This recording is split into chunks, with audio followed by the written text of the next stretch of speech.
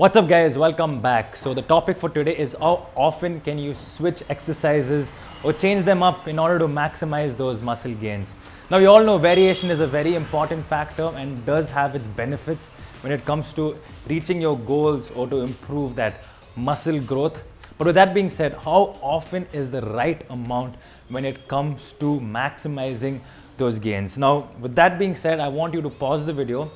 Down in the comment section, tell me what you do when it comes to your workout program and what split do you follow and how often do you change the exercises. Now, let's break this into two groups, okay? Or should I say into two types of exercises. We have compound exercises, your big lifts, bench, squat, deadlift, and other exercises. And we have your isolations like your bicep curls, tricep push downs, your extensions, and the other various movements. So, now with these exercises, how do we go about it in terms of really maximizing your gains? Now let's look into isolations. Something like a bicep curl is not too difficult to adapt to really, I would say, reach a point of efficiency. So something like an isolation is not too much of a priority when it comes to changing it up here and there. I would say even changing something like a bicep curl every once in 2 weeks is completely fine, but I would recommend you give it at least a month or so. A bicep curl, single joint movement, just elbow flexion, very easy. Likewise, your tricep extensions, just elbow extension. More or less all the variations for these muscle groups work the same way, so there's not a big deal if you want to change up those movements. Now that we have that clear, in your workout program, you can really mix and match and change up these isolations frequently. Now let us look into compound movements. A compound movement is something that involves multiple joints, your deadlift, bench, your squat, and other exercises. It takes you time to learn. It is more or less a skill. I'm sure you guys would have heard this saying, strength is a skill. You have to keep practicing it over and over again in order to reach a good level of efficiency for you to overload your muscle and reach that level of good quality gains or to achieve progressive overload. With that being said, any professional lifter that you see is not perfect at the movement. It takes a lot of time to maximize efficiency.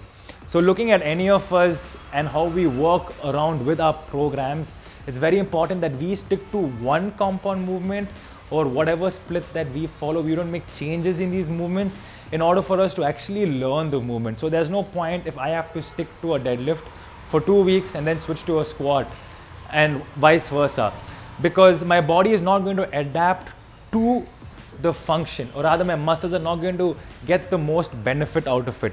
To break it down, let's look at it this way.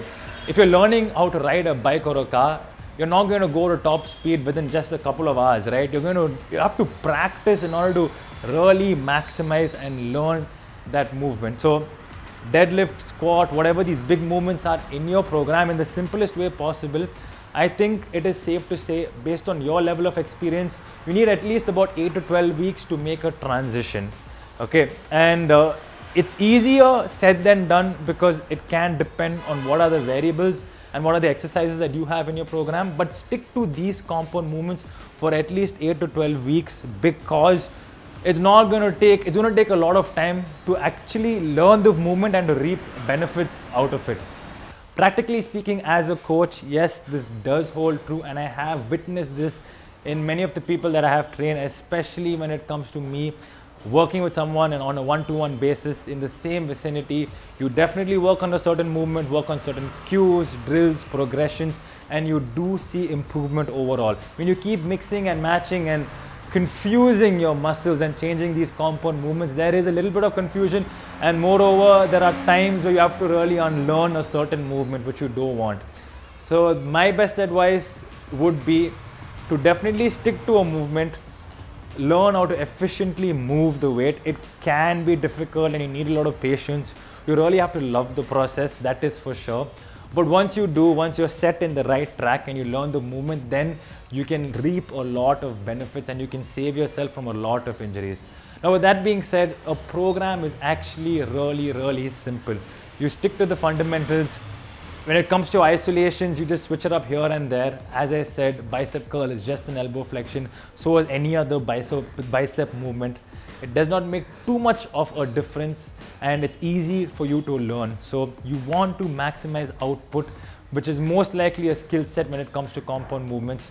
Hope you guys enjoy the movement. Any questions whatsoever, do put it down in the comment section. And also I have various videos on programming and strength and hypertrophy, which I uploaded quite some time ago.